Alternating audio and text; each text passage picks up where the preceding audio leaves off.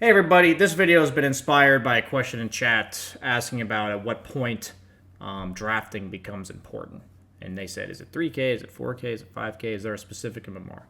And my answer was that drafting becomes important when if you or anybody else in the game is capable of understanding counterpicks and knowing not only that a hero is a counterpick to another hero, but knowing exactly why.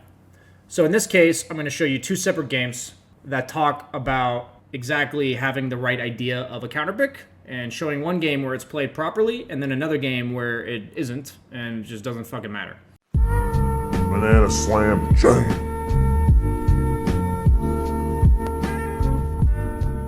So in this specific example, we see a Lycan. You may say, BSJ, this isn't a hero we see very often in 7.27. Exactly. And then you say, well, BSJ, you picked Tide. That's also a hero we don't see very often in 7.27. That's also correct. And the answer is simple, because Lycan is hard countered by Tidehunter. And so if I see a hero I don't normally see, I'm definitely willing to pick a hero I don't normally see. So in this case, we'll explain why Tidehunter is good against Lycan. Lycan obviously has a bunch of summons, and if you actually play a lot of Lycan, you'll know his worst problem is never being able to fight the opponent. Generally, unless he snowballs really hard, Lycan struggles to ever fight the opponent. And also, Lycan relies heavily on taking early towers with his Helm Domed and Necrobooks. So Tidehunter makes it almost impossible for Lycan to fight into him because of Kraken Shell, you can't kill the Tide. And as long as Tide's near his allies, he can anchor smash all of your summons. And eventually, if you overcommit, he just ravages you. And also, Tidehunter naturally buys a bunch of armor items, which make it easy for his team as well as himself to tank through all of your shit. So in this case, I picked Tide as a direct response to Lycan. I said Lycan's their pace setter. He's going to be the one trying to take buildings. I have this Faceless Void carry. I have Grumstroke. I have Mirana. All these heroes that can't handle that early Helm Dom from Lycan. So if I know this, I picked my hero in order to shut down the momentum that Lycan would ever put on my team against my team. Right? He would give his enemy team tier 1 towers, map control, farming advantage, etc. So you're going to see a failed rotation by me, where, yes, I don't get the kills. I mess up a bit. I haven't played Tide in a while. That's the honest to God truth. But notice how my first rotation was with the purpose of making Lycan use his first ultimate with the Helm Dom. If I don't show up here, I guarantee you they use this first ultimate, and notice how they have 4 heroes here, to get our tier 1 tower top. And even though it was failed pretty miserably by myself and my teammates, the Lycan was forced to ulti, ends up dying, and we get a 2-for-2 kill, and most importantly, no tower was lost. And the entire purpose of my hero in this game is to shut down this Lycan. So anytime Lycan is not pressuring a tower, I can just run at the opponent, because not only do I shut him down from taking towers, but he also can't do anything to me when I run at the opponent, for all the reasons I've mentioned. So notice how when Lycan has ult, I defend my towers, and when Lycan doesn't have ult, I run in his team. Because he can't help them at all. So notice how I'm playing up in their face, we're going to fast forward, playing up in their face, pressuring some towers. Notice how I will never have my TP used unless it's to defend a tower from Lycan. I will be at every single tower that Lycan is going to pressure. Notice how I'm taking their tower, and my player perspective shifts to where the Lycan is. I see the Lycan bottom, I see the tower being threatened, and that's where my player perspective is. That's what I care about, right? Because that is why I picked my hero. So this is super important. I get the tower. We get a tier 1 against a lineup with Lycan. Notice how we were down by 1k at 9 minutes. Suddenly we're not down anymore. Lycan's not threatening the tower, so I'm continue doing what I'm doing. And suddenly, I see this tower getting threatened bottom. Or, sorry, mid, actually, is where they're going to rotate. And I TP mid real quick, get the kills. In this case, it wasn't specifically the Lycan, but it was my tower getting dove. I know that's my job on the team. I was keeping an eye on bottom, but the enemy team actually dove mid. And I rinse and repeat this over and over again. Obviously, I died here. Let's not see that. BSJ played perfectly, etc.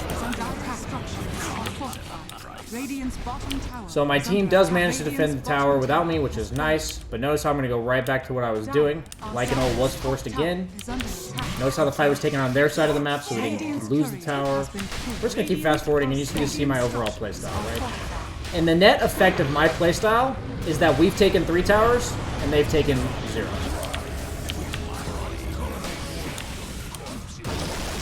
And this is exactly why Lycan is so bad against Tide. Notice how much damage he did in that fight, right? Nothing fancy.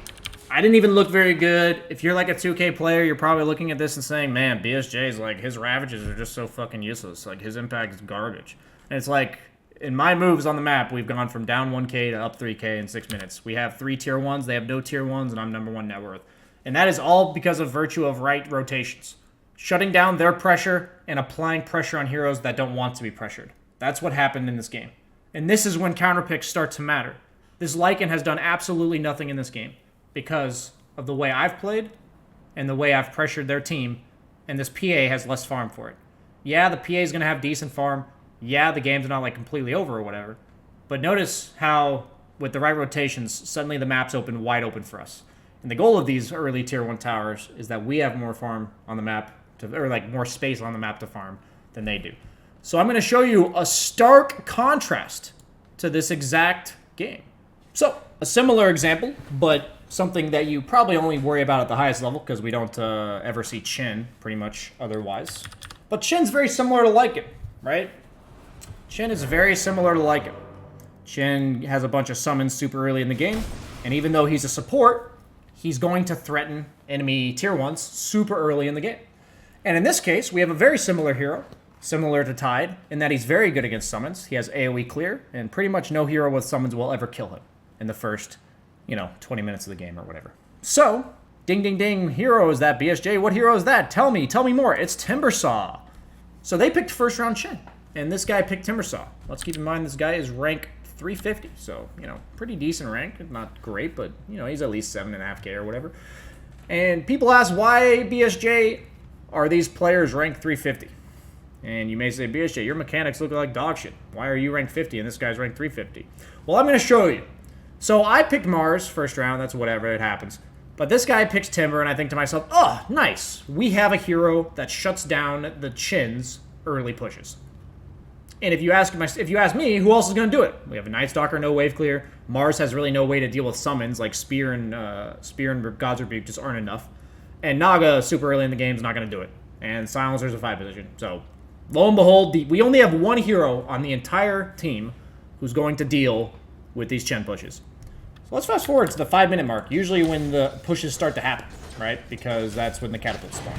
Here it comes. The inevitable catapult push with Chen. Vanished, but not. Let's see what happens when the person that's not supposed to defend the tower doesn't defend the tower. Bottom tower is under attack. Radiant structures are fortified. Okay. Tower goes down. Timbersaw, guarantee if we looked at his player perspective, hasn't even looked. The lead was about 500 gold when I started this, fast forwarding. Okay, so Timbersaw's intent on pressuring mid. I understand that's a way to play Timber, but you have to ask yourself, does Timber push faster than a Chen? Answer's probably not. Let's see what Chen does next. This is a 5 position Chen, by the way. Oh, he TP's top. Time to pressure this tower, Chen says. Let's see how much Timbersaw does about it. Oh, he's farming, though. He's doing a good job farming. Okay. 5 position Chen.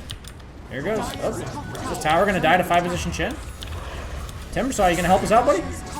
Timbersaw, you going for kills and bounties? Keep getting those kills, buddy. Keep getting them. Meanwhile, our tower is dying. ITP top. Didn't manage to kill the Chen because I was trying to defend our tower. Keep fast forwarding. And Chen comes back top again. Our Timbersaw is so kind as to try to pressure the tower with his 90 damage right clicks. Gets defended by one hero. We lose another tier 1 tower. Hasn't even considered showing up to these pushes. Oh, let's push mid. Where does Timbersaw go? Oh, Timbersaw walks away. Make sure you're farming those jungle creeps, my friend. Make sure you're farming those jungle creeps. Oh, looks like we lost 3 tier 1s to their 0.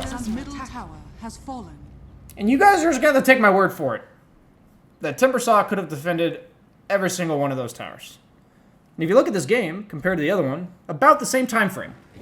About the same time frames. Towers start getting pressured around 6 to 7 minutes into the game. My first rotation in the other game was 8 minutes. In this case, their pressure was a bit earlier with the 5-minute catapult. In my game, the guy that's supposed to defend towers and pressure did it. And look, we are up 3 tier 1s to 0. In this game, it was not the case. The Timbersaw didn't show up to defend a single tower. And you're just going to take my word for it that I guarantee he didn't even consider it. He didn't even look. He didn't even think, it's my job on the game to defend our tier 1 towers.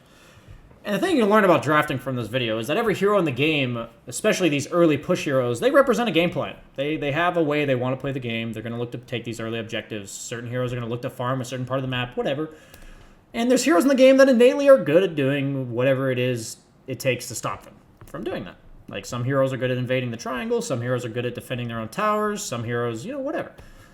And in this case, it's a game plan thing. We've seen it 2 games in a row. And I hope you can see the day and night difference between these 2 games. And I'll tell you when it comes to drafting, that this is how you have to eventually think about drafting.